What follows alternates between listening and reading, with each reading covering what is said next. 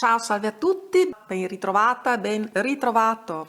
Quando un narcisista ti cancella e vuole cancellare il passato in amore.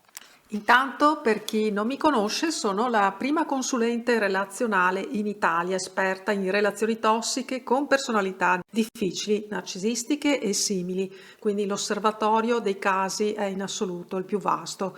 Ho aiutato migliaia di uomini e di donne a liberarsi da vincoli affettivi, a gestire relazioni difficili con personalità narcisistiche e manipolative e alla riconquista dell'ex o della ex, valutando prima quanto ne valesse e ne valga veramente la pena. Senza contare che almeno il 90, per non dire il 95% dei temi di cui ora senti tanto parlare sul narcisismo provengono dalla mia personale ricerca ed esperienza sul campo. Dal tema dei ritorni del narcisista, il narcisista torna sempre quando chiude definitivamente e non ti cerca più, quando il narcisista ti tradisce, quando lo ignori e rifiuti, il farsi lasciare o lo scarto indotto del narcisista, la sessualità del narcisista, come si comporta il narcisista nelle diverse ricorrenze, come lasciare un narcisista, come liberarti dalla dipendenza affettiva, le frasi del narcisista, come comunicare con un narcisista, come ferire un narcisista, il narcisismo femminile,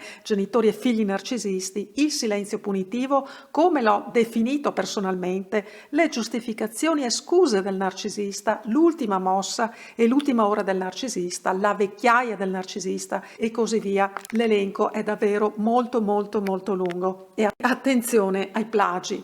Insomma, quando e perché un narcisista ti cancella e vuole cancellare il passato in amore.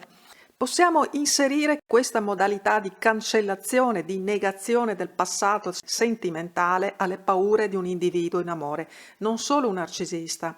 Negare, spazzare via, cancellare è un'operazione disperata, negletta ed estrema. Estrema, disperata perché negare il passato equivale a negare se stessi.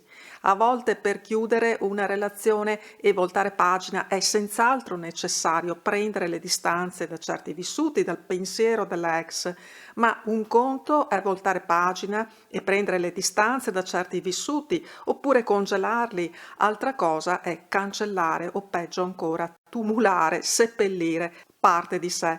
Perché inevitabilmente negare il passato equivale a negare anche una parte di sé.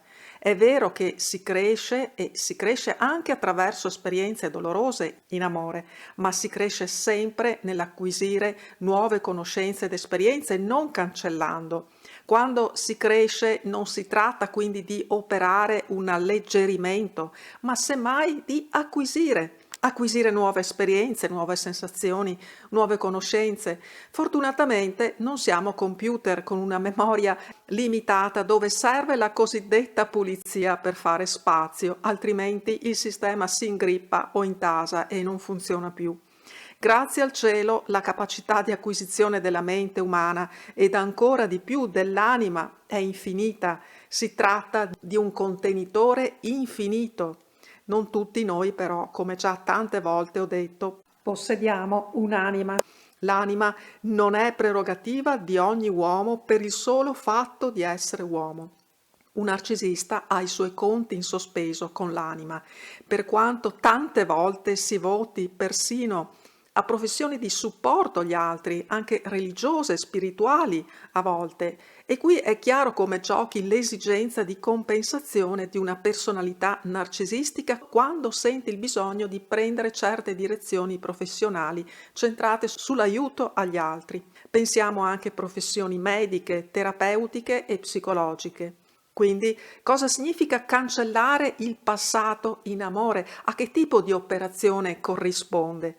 Corrisponde ad un'operazione di misconoscimento. Il passato non è più riconoscibile. L'esigenza non è quella di proseguire il cammino, ma di oltrepassarlo, se non persino di scappare via, di agganciarsi a qualcosa che traina, trascina o sospende oltre. Sospende la sensazione di volare oltre, salire magari inebriati da nuove emozioni emozioni e non sentimenti. La cancellazione a volte diventa un partito preso, una questione di principio per il solo fatto di averlo deciso. Chiudo.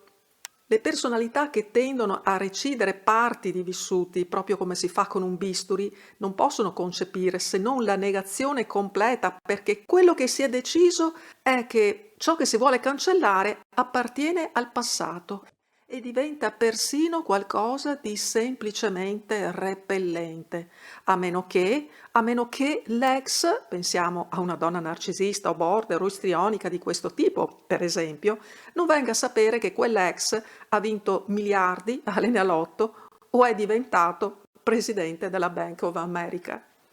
Sempre felice di leggerti e di averti tra noi. Ti abbraccio forte, ci sentiamo presto. Ciao, ciao, ciao.